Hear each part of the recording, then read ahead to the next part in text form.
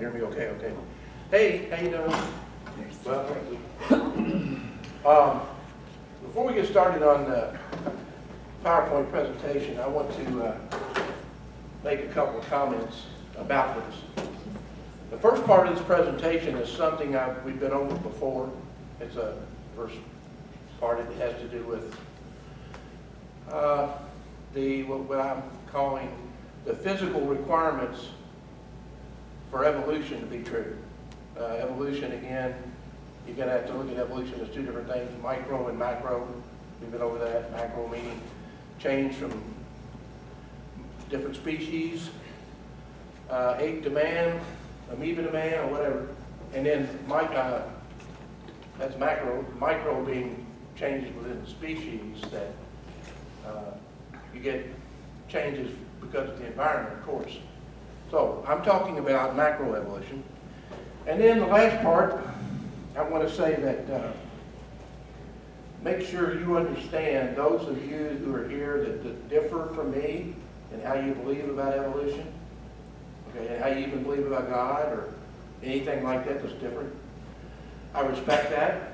And what I'm going to show you, you got to understand, I'm not talking about you, okay? Because when I talk about the cultural effects of a belief in evolution, this is about, it's kind of a historical perspective. Okay, and what I say about some of the people in history, about their belief in evolution and what that actually took them, direction it took them, is not to be taken personally, because I don't believe any of you are like that. You know what I'm saying? The people I know in this class who disagree with me are very top-notch people, okay? And I mean that. I don't have any problem with them. They seem like wonderful people. So that they believe in evolution, macroevolution is true, and that's fine. And they haven't done the things that have happened in the world, but we're going to talk about what happened to the world, the culture in the world. Well, first of all, belief in evolution leads to a worldview. Okay? Now,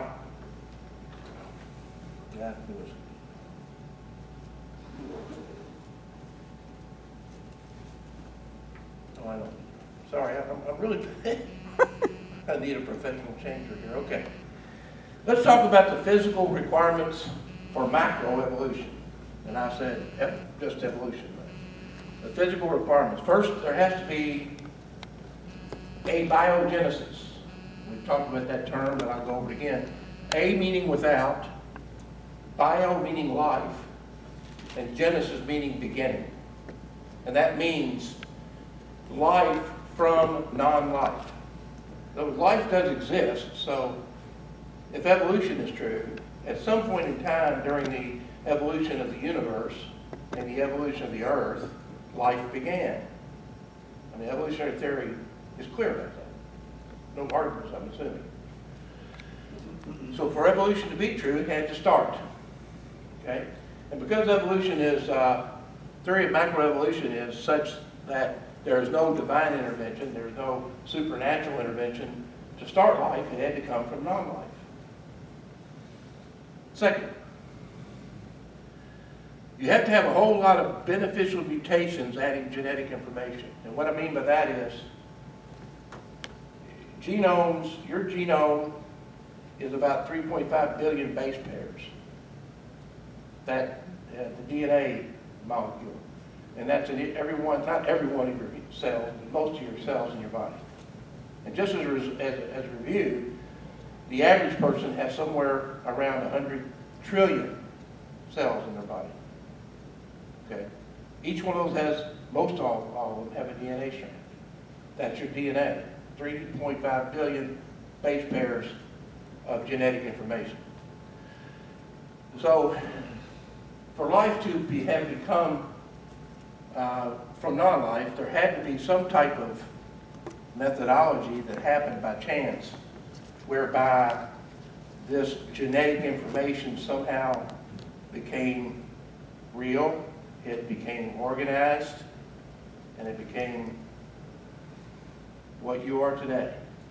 That's the evolutionary theory. I don't think anybody will argue with that. because that's the story. That's the evolutionary story.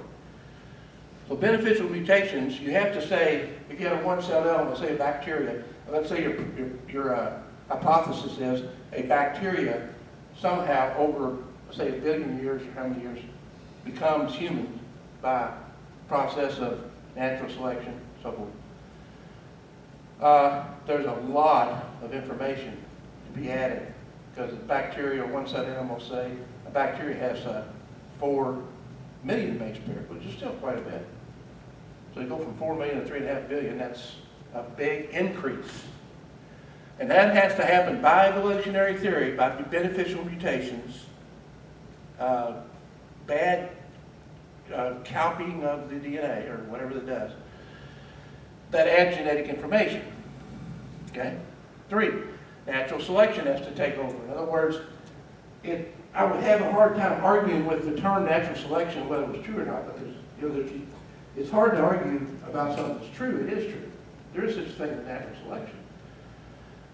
If I'm an organism and I'm in an environment and I'm more suited to that environment because of my characteristics, whether my genetic characteristics, I am going to live better and maybe survive when an organism that wasn't prepared would die out.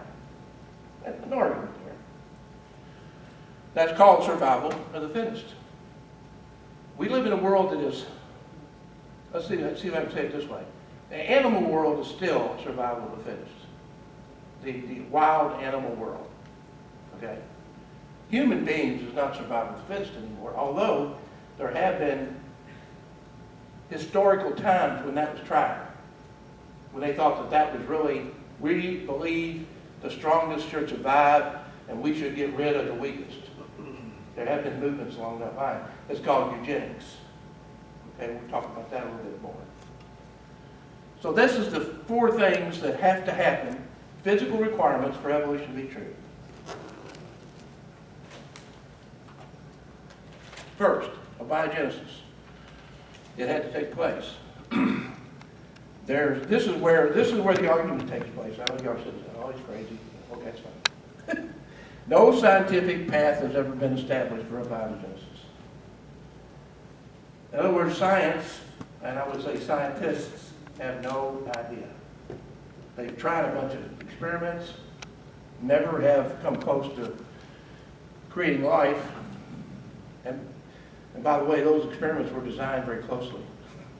It wasn't natural or chance. Life means digital information. In other words, Bill Gates is quoted as saying the DNA, our DNA, is more complicated than any computer program that has ever been written. Not even close. This all happened by chance as environmental theory. That digital information, it's like, it tells our body how to do everything. How to grow, how to go from an infant to an adult, how to breathe. What's your thought? Write it down, Bill. Okay, you don't agree with that? Okay, I'm gonna break protocol. Okay, tell me what you think. What's wrong with that statement? Well, first of all, it didn't have to have taken place in order for evolution. You don't need abiogenesis to have taken place in order to have evolution.